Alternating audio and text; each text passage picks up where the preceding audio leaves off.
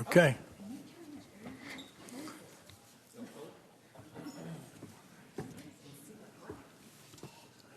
Where's Patricia?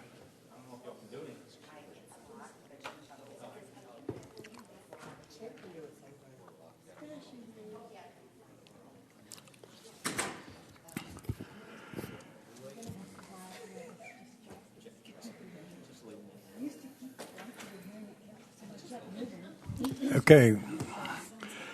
Okay, we're reconvening an open session, and at this time I call this meeting to order. If you all stand, we'll have the invocation and we'll do the Pledge of Allegiance and the Texas Pledge. Thank you, Mayor. Let's pray. Father, we are grateful for and continue to seek your grace as you watch over our families and our businesses. Lord, we pray for all of our neighbors in Corinth and the Lake Cities. As we know, you are a Father of mercy. And Father, more than anything, we want to thank you for the blessings that you have bestowed upon us.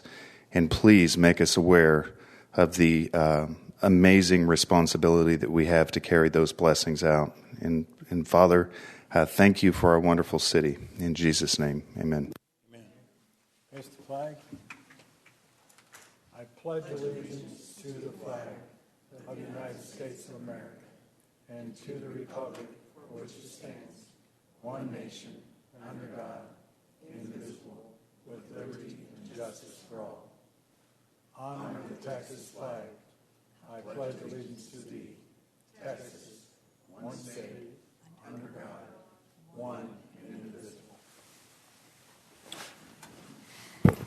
Thank you. Okay, I was told to announce the exact time that we started the meeting was 7 minutes and 7:03. Okay. Citizens' comments. Please limit your comments to 3 minutes. Comments about any of the council agenda items are appreciated by the council and may be taken into consideration at this time or during that agenda item. Council is prohibited from acting on or discussing items brought before them at this time. We do have one person that would like to speak in our citizens' comments. It's Erlyn Wimberly Jackson. Please state your name and your address for the records, please. Good evening. My name is Erlyn Wimberly Jackson, and I live at 2107 Bowie Lane, Corinth, Texas.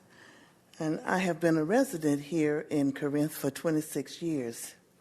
And for those 26 years, I paid my taxes every year. I have supported and contributed to the success of this city. And with such a credible pay history, I continue to ask, what is my city going to do for me? After the last meeting that I attended, a 75-year-old citizen came up to me and said, Ms. Jackson, I'm afraid that my taxes are getting so high that I will probably lose my home. Well, I became totally infuriated at such a thought. That is not the way the American dream is supposed to end. Now is the time to act on behalf of the citizens that have paved the way for the progress in the city that the city is reaping. In less than 10 years, I'll be 75. And surely that will not be my dilemma. Wondering, am I going to have my home, or am I going to have taxes will take my home? I'm hoping that the council would do something that will not be my nightmare. On behalf of the citizens whose backs you are standing, we ask for consideration of when this time comes for the issue on the agenda and when it's time for a vote. We would like to be informed when that discussion is going to be on the agenda and when that vote will take place. I would like to continue to come before you because I want to impress upon you the importance it is to those citizens that are over 65 years old and that are, some of them, from what I'm hearing from them, are very discouraged.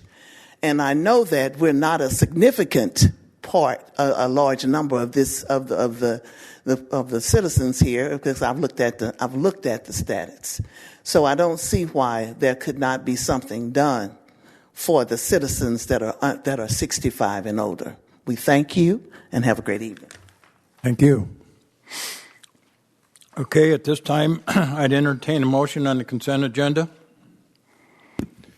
Mayor, I move that we approve. Second. Is there any further discussion? Cast your vote. It's unanimous. Okay, item number 5.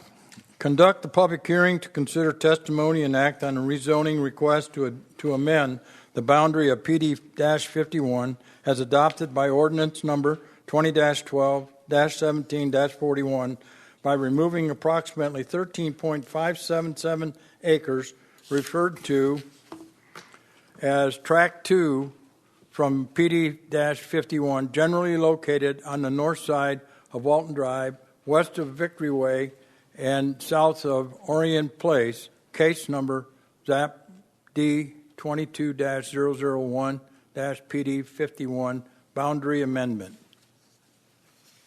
Mr. Campbell. Thank you, Mayor and Council. Our Director of Development Services, John Webb, is going to cover this. Actually, I think he's going to speak to both public hearings because they are related. Thank you. Thank you, Mayor. If you could go ahead for the record, read in, I know it's on the listed public agenda, item 5. We know we switched it to 6, so if you could read the caption for that other public hearing item, I'd appreciate it. Okay. All right.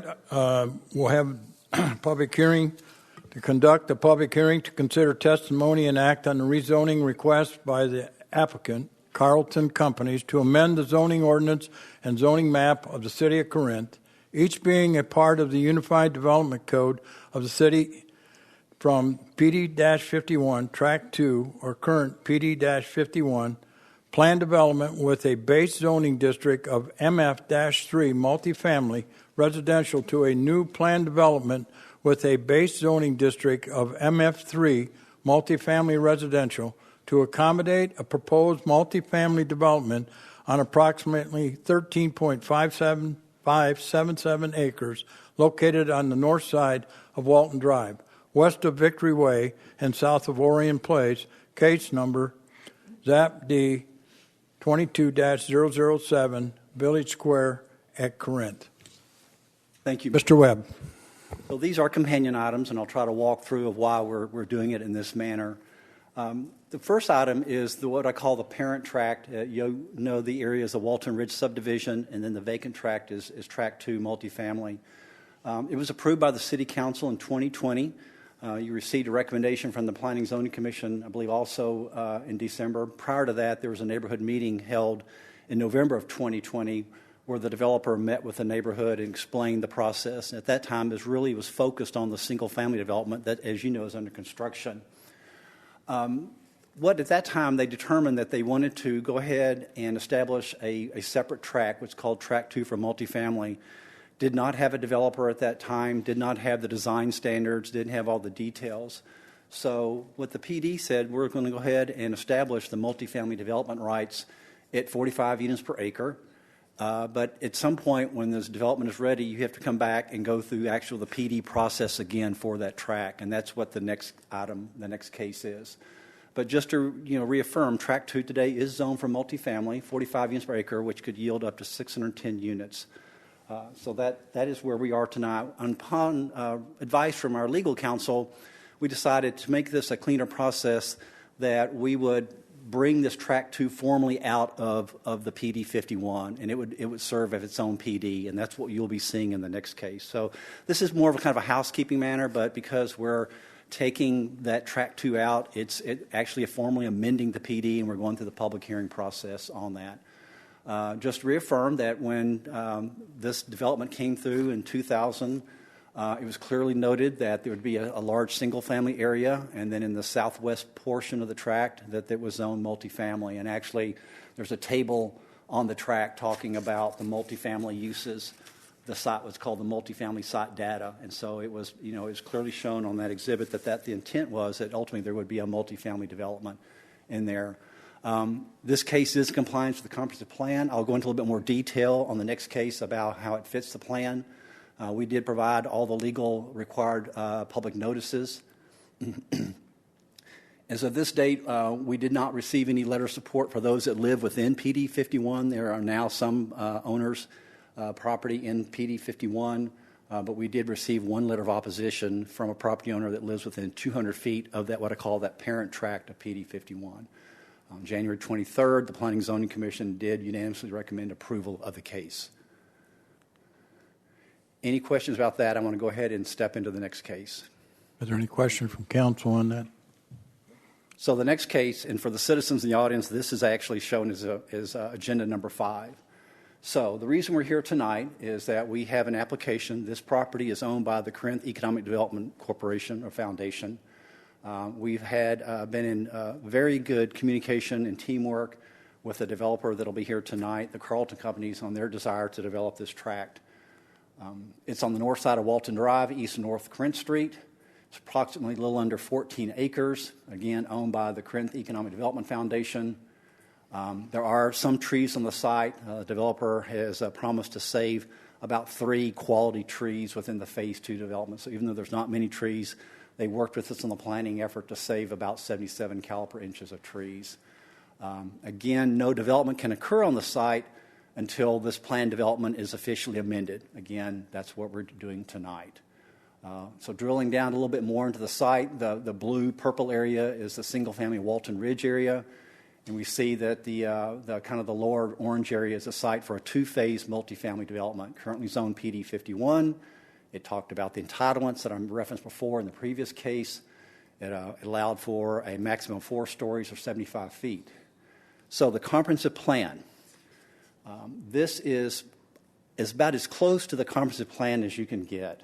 The comp plan actually, as you know, had some illustrative map areas that went into a little bit more detail about if the site were to develop, how would it develop? Well, as you can see in the upper left-hand corner, back when the comp plan was adopted, they foresaw that this would be a very appropriate area for a denser multifamily project that would complement the Agora and our city center area. So not only does it meet our TOD requirements, but it also has a picture of that this really would be, a 2-phase multifamily development. The TOD talks about loft apartments, which this is. It meets the envision of the city center development, and it's 4 stories in height. It's no more than 4 stories. And again, the TOD talks about that the density is driven by the market, height, and design characteristics, which this is in keeping. This is the overall layout of the project. Phase 1 is on the right-hand side. This is what typically known in the DFW area is an urban-style surface park development. Has a very urban look. The parking is internalized. There will also be some tuck-under garages for the residents. Overall, the proposal will accommodate about 587 units for both phases. Exceeds our minimum open space requirement. Phase 1, the development on the right, 236 units. They'll have 4 4-story buildings. They're arranged where they frame the street, so this will be, again, one of those walkable environments where the developer will be installing street trees. You'll have a shade environment. There'll be interior amenities with their leasing a clubhouse. One of the things that we worked with them is that they're going to build a 6-foot trail that'll connect from Walton to Orion. So I think this is a great connectivity feature for the residents in Walton Place or Walton Ridge subdivision to get down to the Agora area. So I appreciate the developer working with us on that. Phase 2 is the development on the western edge. It is a much more denser urban development. It'll have 351 units. It'll be a 4-story, what's called a typical Texas-Dallas wrap, where there'll be a structured parking in the center of the building. So the units will frame this parking structure that you'll not be able to see from the street. It'll have the plaza, a corner plaza, as you see down at the corner, at the southwestern corner of the property. They'll be connecting a new public street to kind of formalize a fire lane through the development.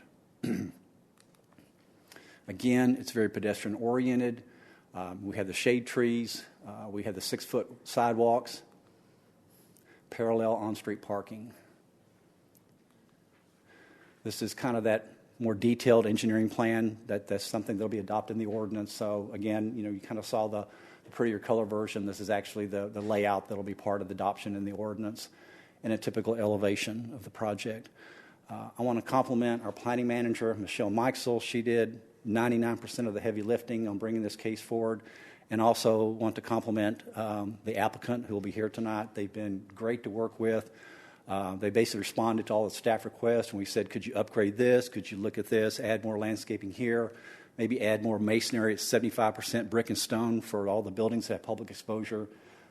They did everything we asked for. So again, I couldn't ask for a better partner that we'll be partnering with for this property. Again, it's in conformance with the comprehensive plan. We did not receive any letters of support or opposition from the property owners within 200 feet of this site. The Planning and Zoning Commission did recommend approval. It was a 4-1 vote, recommend approval of the site. With that, Mayor, I'd be glad to have any questions. Michelle's here to back me up. I know the applicant's here. They probably have a great presentation. In fact, I know they do. Then it might be good to let them go through their presentation, and we'll both be on hand to answer any questions. Okay. Thank you. Thank you.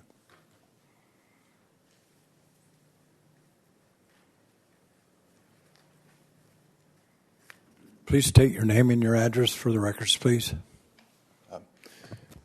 Chris Martino with AGDK Architects. I'm at 4595 Excel Parkway in Addison. Thank you, John, for the great summary, and thank you, Council, for your time. With our site so close to the Agora Park, I know it's an important project for the city. I'll keep this quick, but we did focus on walkability, beautiful landscaping, and premium buildings.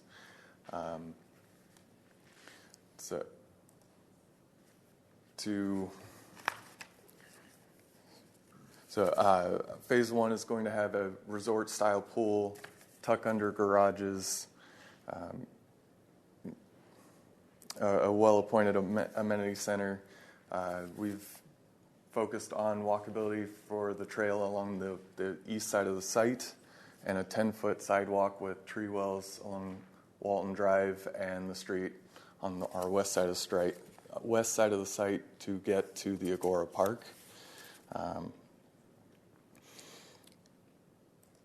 We're using premium materials on this project, a high percentage of masonry, metal canopies, 3-coat stucco, and a metal seam roof on the tower features. Even the small accent siding at the tower is a wood look, fiber cement siding.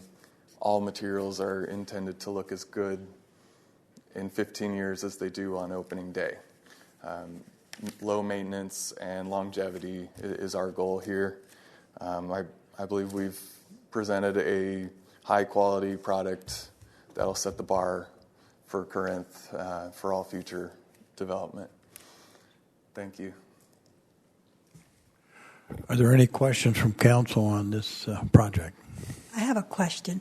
Go ahead. In phase 2, you're going to have 4-story apartments that's going to hide a 5-story parking garage. How is that? Yes. So it'll have... There we go. The roof structure will hide the view of the parking garage from the street. Are there any other questions from council? No? Okay, thank you very much and appreciate your insight on your project here. At this time, I'll open this, both item 5 and 6, on the agenda for a public hearing. Is there anybody in the audience that would like to speak to this issue? No one? Okay. If no one wants to speak to this issue, then I'll close the public hearing. At this time, I'd entertain a motion on that item. Mr. Mayor, I'll make a motion that we approve case number ZAPD 22-0007 for Village Square of Corinth PD as presented and direct staff to prepare an ordinance for adoption at a future council meeting. I'll second. Any further discussion? Cast your vote.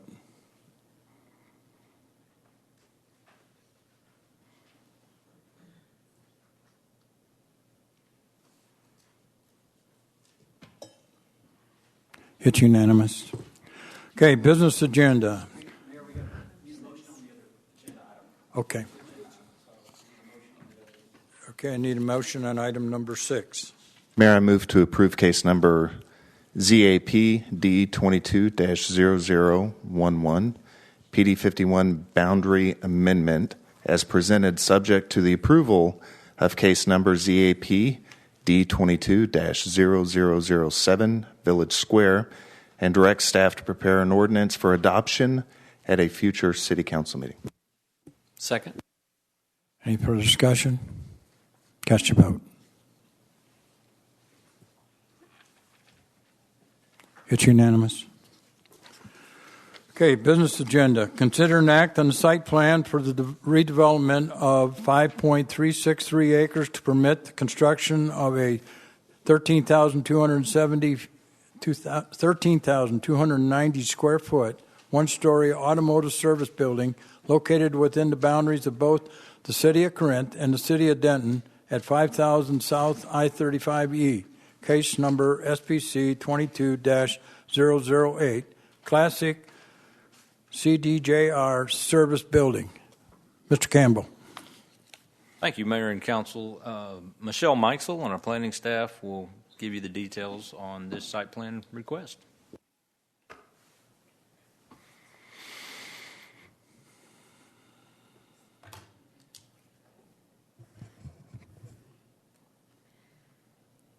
My reading glasses. That's what happens when you follow two people who are, at least 6 feet tall. I understand.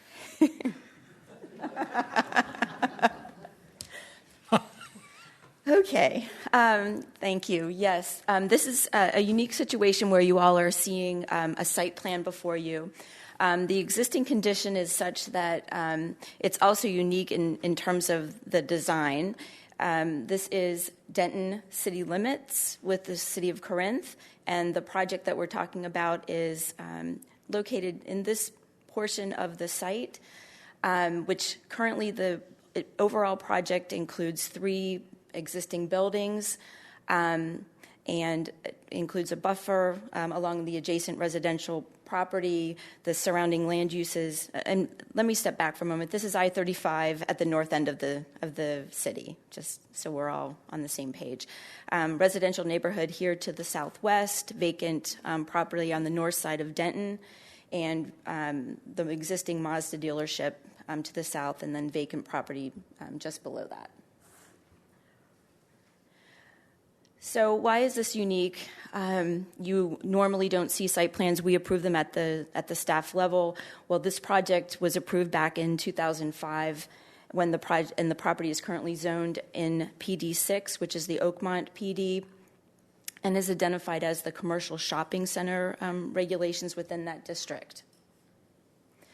It was also at that time developed under a specific use permit in 2005 that was required by a now repealed overlay district along I-35. So that to improve a site for auto dealership in this PD is no longer a specific use permit, so it's not applicable any longer. The applicant is proposing, and you'll see, to make minor adjustments within our city limits. This is a joint project, again, with the City of Denton. And I'd like to show that there's a section of the original site plan, which is what you're looking at. This is the city limit. This is the existing building that will be the subject of our discussion. The project at that time envisioned parking located on the western property line. It was never constructed. And as I mentioned previously, this is a unique process where the Planning and Zoning Commission, as well as City Council, must approve a site plan as part of the PD6 requirements. So what's being proposed is the demolition of this 2,000 square foot building, and I know that architect is here, or the applicant is here to explain this in more detail. The portion of that building is the area that I'm circling or highlighting right now within our city limits. There will also be a construction of a new 13,000 square foot a 13,000 square foot building within the City of Denton proper. So 67% of the project will be in Denton, 33% will be in Corinth. And really within our city limits, they're adding the parking and that was originally proposed, redefining a fire lane, and adding additional perimeter landscaping along the western portion. And then while this is in the city of Denton, I'm highlighting the landscaping that Denton is requiring because the residential neighborhood is within our city. The platting process is going to be a collaborative with the city of Denton, and we're working with them to determine how our standards will work together. The applicant was not required to conduct a neighborhood meeting on our end because this is a site plan, doesn't require a public hearing, but they did so via Zoom in September. The city of Denton was on the call with them. They waited for 45 minutes and no residents logged in to attend the virtual meeting. The Planning Commission reviewed the application on January 23rd and unanimously voted to approve the site plan, subject to approval by Denton and the approval of a plat. And staff recommends approval as presented, again, subject to a site plan and approval of a plat. The applicant is here for presentation, and his is a much more illustrative design than what we were showing you. So, any questions for me at this moment? Is there any question? No. Okay. Thank you.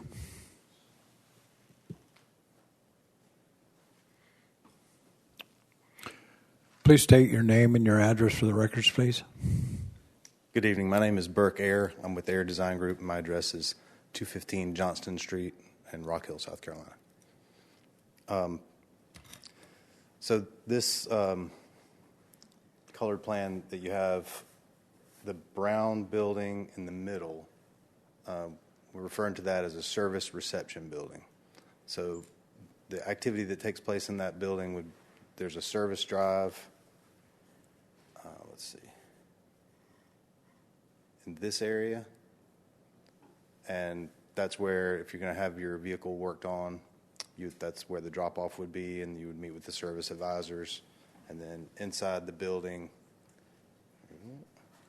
in this area, there'll be a lounge area and service reception, chairs, to wait, and then the service riders, and there's also a conference room and some restroom facilities. So in the new building, there are no shop bays or any of that.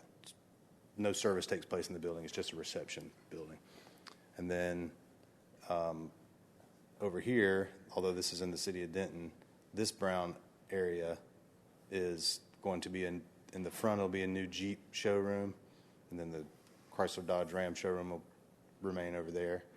And then there's a little bit of service expansion where service does occur in this area, and some parts expansion.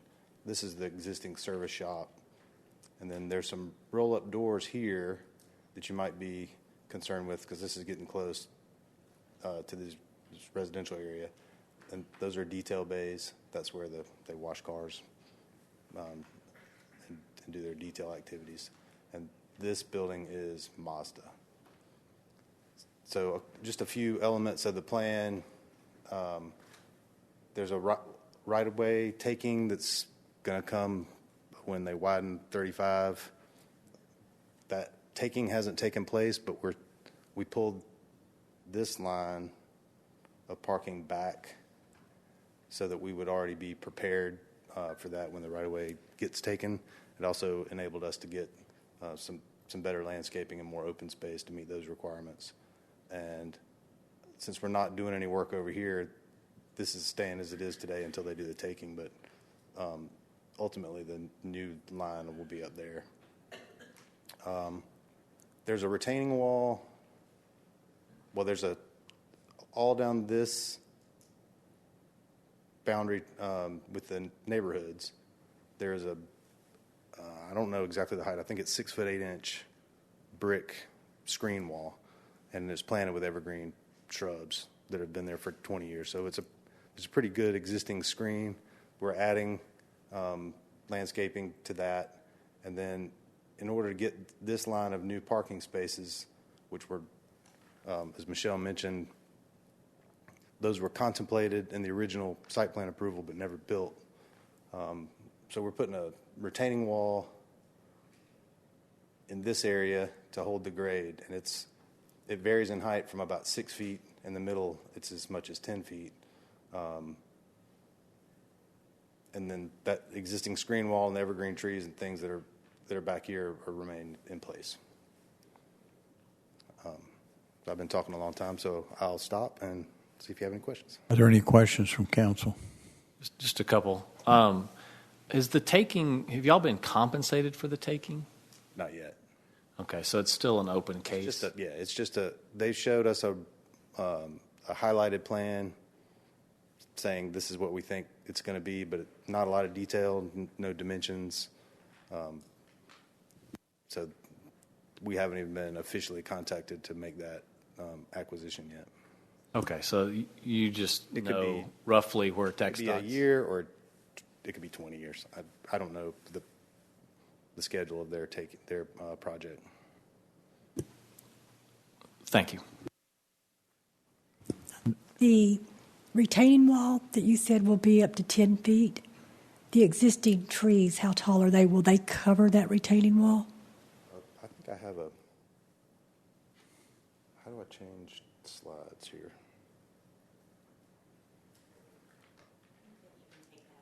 There we go. Okay, so if you look back here at the top of this area, this brownish color, that's the existing, I'll call it a brick fence. And then the new wall is down here. So I'm not sure if your question is, will that wall be visible to the neighbors or from our side? You'll be able to see it from our side, but the neighbors won't see it. I'm sorry, I'm looking there instead of looking at you. Okay. And I may have another view that's taken from the other side, so you can see it right there. Up there, there's the existing wall, and then this is the new, just to hold that grade. So all the existing vegetation will stay? Well, not all. So there are a couple, I think there's 2 deciduous trees. Go back to this one.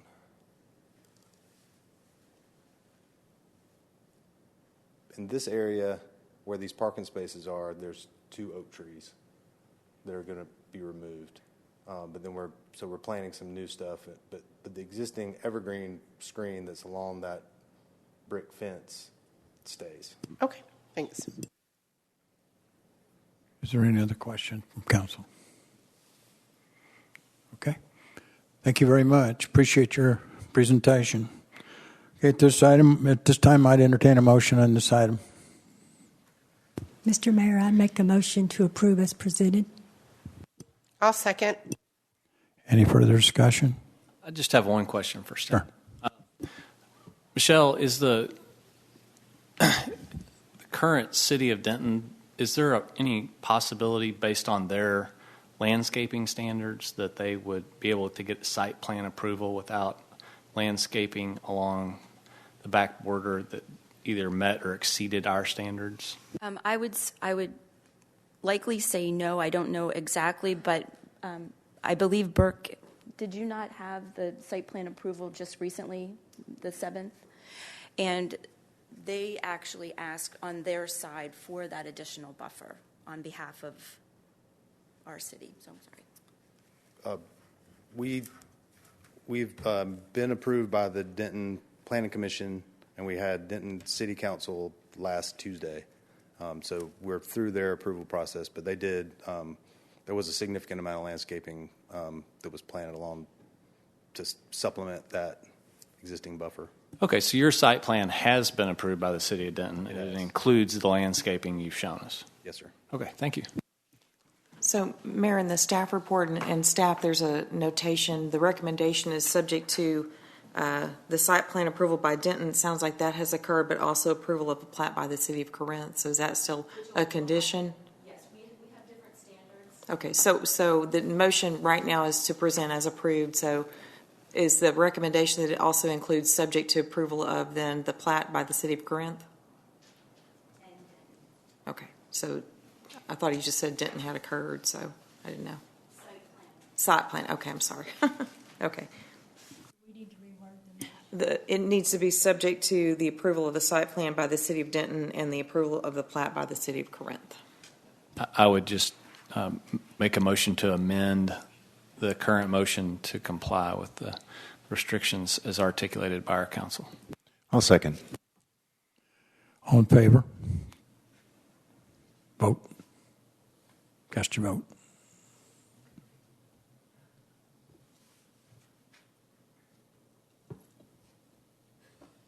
Yes. Doesn't you? Okay. Okay, it's unanimous. Okay, and then we have to go back and vote on, was that an amendment that you had? I think you're right. Yeah, so now we'll go back and vote on the original motion that Councilman Henderson made. So, no further discussion? Yep, you have to.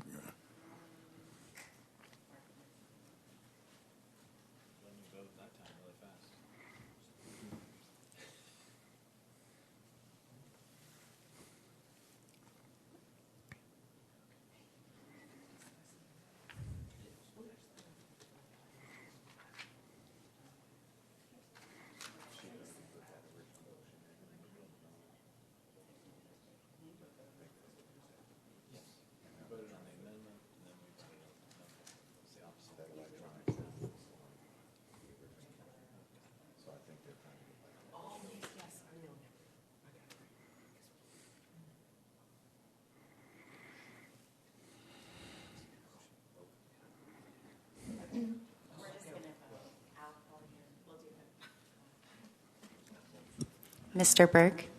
Yes. Mr. Garber? Yes. Mr. Holsworth? Yes. Ms. Henderson? Ms. Pickens? Yes. Okay. Thank you. Item number 8, consider an act on an ordinance of the City of Corinth approving an amendment to the fiscal year 2022-2023 budget and annual program of service to provide for the expenditures of funds to pay for the purchase of a fire medic chassis and providing an effective date. Mr. Campbell. Mayor and Council, items 8 and 9 are actually related and are both germane to an item that we intended to bring you in the upcoming budget process for the 2023-2024 fiscal year budget. Within our vehicle replacement program, we are due to replace one of our ambulances, and the issue that we and many cities are running into are the significant delays to get the units built and delivered. So with that, to try to avoid those delays, we're asking tonight for a budget amendment in the current fiscal year budget for the $90,000, which would basically serve as a down payment on the unit so they can begin to build the chassis. And obviously with that, they would want a commitment from us to buy the entire unit, which we would come back to you during the budget process and make recommendations on how to fund that. And Chief Thiessen or Leanne might be able to answer any further questions if you have them.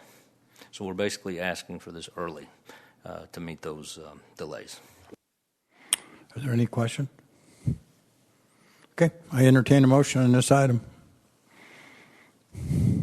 Mr. Mayor, I'd like to make a motion to approve ordinance number 23-021-623, amending the fiscal year 2022-2023 annual program of services for the purchase of a fire chassis in the amount of $90,000. Second. Any further discussion? Cast your vote.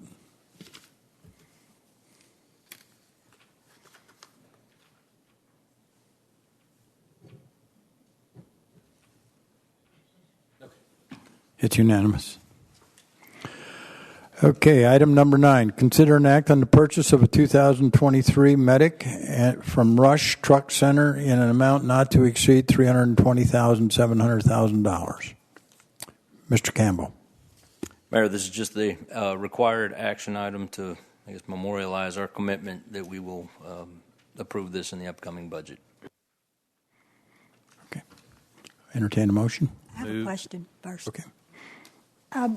The $320,000, is that going to be in addition to the $90,000, or will the $90,000 be taken out of the $300,000? I think the $90,000 goes toward the $320,000. Good, great question. So it'd be less. It'll be less than the three. Not to exceed amount to include the deposit. Correct. Okay. That's correct. Is that correct, Chief? Yep. Okay.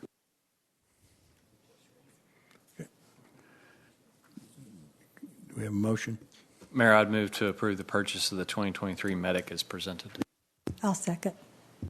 Any further discussion? Cast your vote. It's unanimous. Item number 10, consider an act on the nomination, appointments, resignations, and removal of board and commission members. Mr. Campbell. Mayor, as we reported, we had a resignation on the Planning and Zoning Commission, and so we need to make a new appointment to that board and adjust any alternates if need be. And we also have a position open on the Keep Corinth Beautiful board.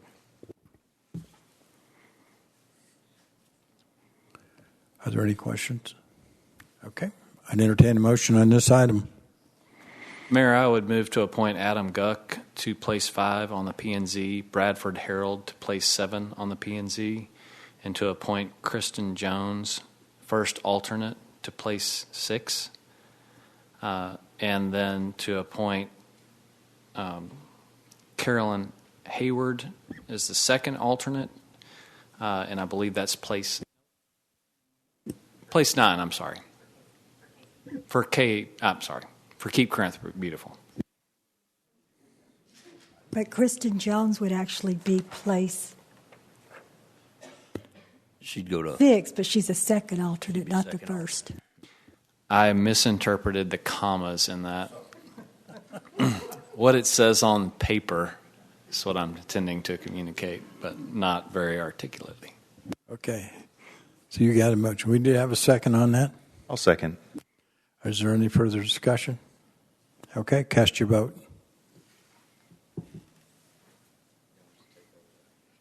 It's unanimous. Council comment and future agenda items. The purpose of this section is to allow each council member the opportunity to provide general updates and or comments to fellow council members, the public, and or staff on any issues or future events. Also, in accordance with Section 30.085, the Code of Ordinances, at this time, any council member may direct that an item be added as a business item to any future agenda. Mr. Burke. Mayor, I talked with the city manager last week after, I guess, or maybe it was the week before, I can't remember, regarding our TERS and the timing of our development, and asked him if he might investigate whether or not it would be a good thing to seek some permission from the city. From the county, or see if we could collaborate with them in extending our times where their percentage of cooperation or contribution would go down. I think he started that process, and if Mr. Campbell, if you could just update the other council members on where that is, and if it's appropriate to kind of workshop that in the future, then we might do that. Absolutely, yeah. Sam and I talked last week, and Elise and I met with our consultant that helped you originally with the establishment of the TERS.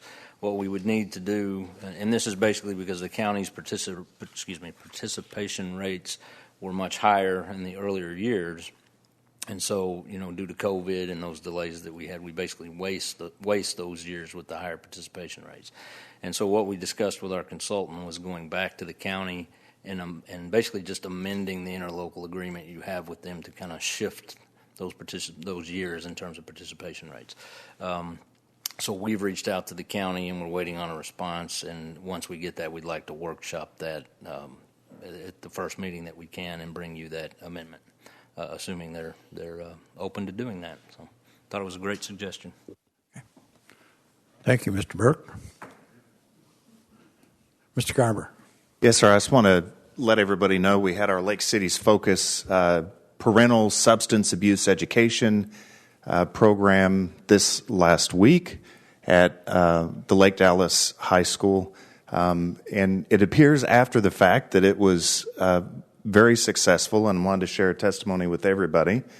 We had a gentleman in the back of the room that stood up. He was celebrating 4 years free of a meth addiction that left him homeless for a number of years. Asked to speak with him after the fact to see if maybe he couldn't share more testimonies as we continue on that journey, and found out that he was 2 days from being homeless and his truck was broken and, just kind of a mess. So I connected with Lake City's Hometown Help, which is an astounding organization on Facebook. If you have not been to their page, please do. And within 1 day, they raised enough money to pay his rent for a month. They fixed his truck and found him 2 jobs, all within maybe 30 hours, I think. So it was a huge success, and wanted to thank everybody that was able to make it or like and comment on the Facebook. Thank you.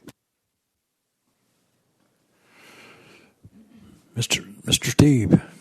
Nothing, Mayor. Thank you. Mrs. Henderson.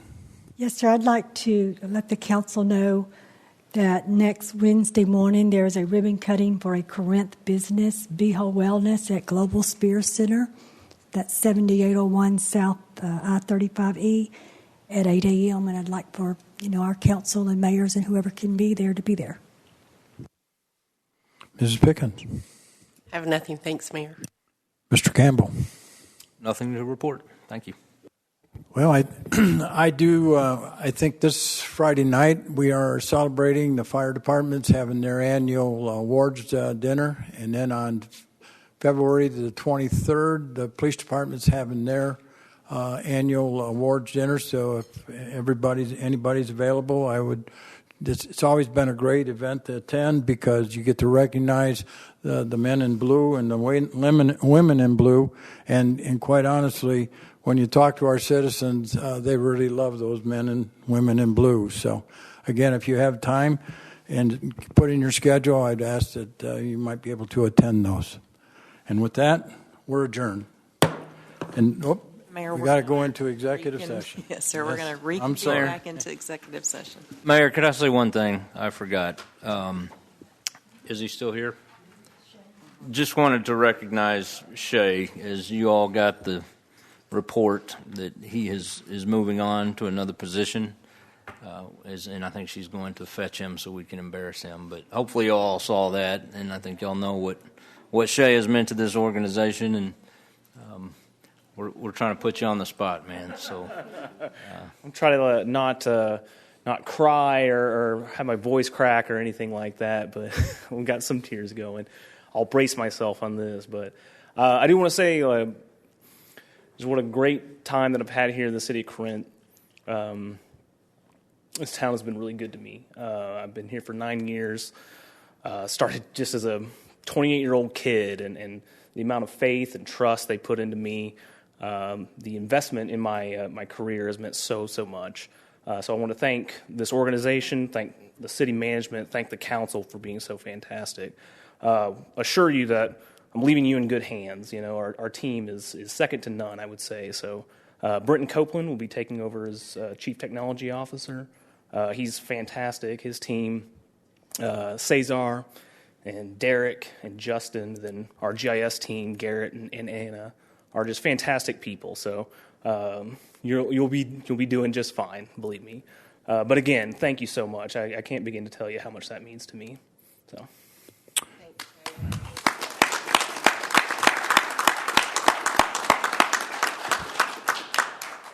We're going to miss you.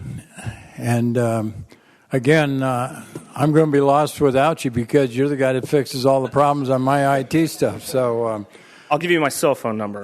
Okay. So thank you so much.